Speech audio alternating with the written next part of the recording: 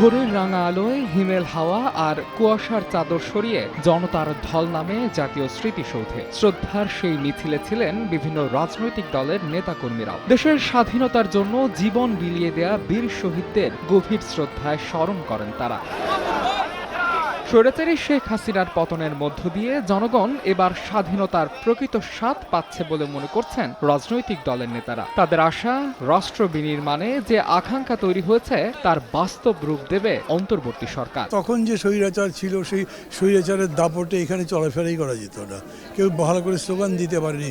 ওদের মনে হচ্ছে এককভাবে মাঠ এবং দেশ তাদের কর্তৃত্ব, এখন তারা নাই। আমাদের প্রত্যাশা থাকবে রাজনৈতিক দলগুলো সেই সরকারকে সহযোগিতা করে জন আকাঙ্ক্ষা পূরণের জন্য যেই সংস্কারগুলো প্রয়োজন সেগুলোতে সরকারকে সহযোগিতা করবে। ২৪-এর গণ অভ্যুত্থানে তরুণরা লড়াই করেছে সে আকাঙ্ক্ষাকে নিয়ে।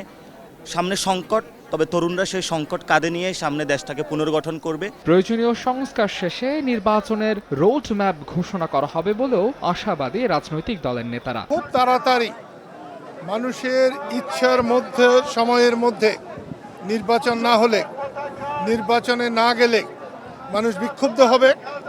শেখ হাসিনার প্রতি যেমনি বিক্ষুব্ধ হয়েছে তার চেয়ে তো হয়তো বেশি বিক্ষুব্ধ হতে পারে। কৃষক শ্রমিক ছাত্র জনতার যে ঐক্য অবদান রাখতে হবে, ঐক্য না হইলে স্বৈরাচার আবার করবে। ৭১ সালের জন আকাঙ্ক্ষা বাস্তবায়িত হয়নি, ২৪-এর যে আত্মত্যাগ এবং সংগ্রাম সেটাও যাতে ব্যাহত না হয়। নেতারা বলছেন সব শ্রেণী পেশার মানুষ ঐক্যবদ্ধ থাকলেই এগিয়ে যাবে লাল সবুজের সোনার বাংলা। গৌরবময় ইতিহাসের অমলিন অধ্যায় মহান বিজয় দিবস। বীর শহীদদের শ্রদ্ধা জানাতে জাতীয় স্মৃতিসৌধে ঢল নামে দল মত নির্বিশেষে সকলের। তাদের প্রত্যাশা লাল সবুজের পতাকার প্রতিজ্ঞা রক্ষায় ঐক্যবদ্ধ থাকবে বাঙালি। মাহাদ ইসলাম ধ্রুব, সময় সংবাদ, সাভার, ঢাকা।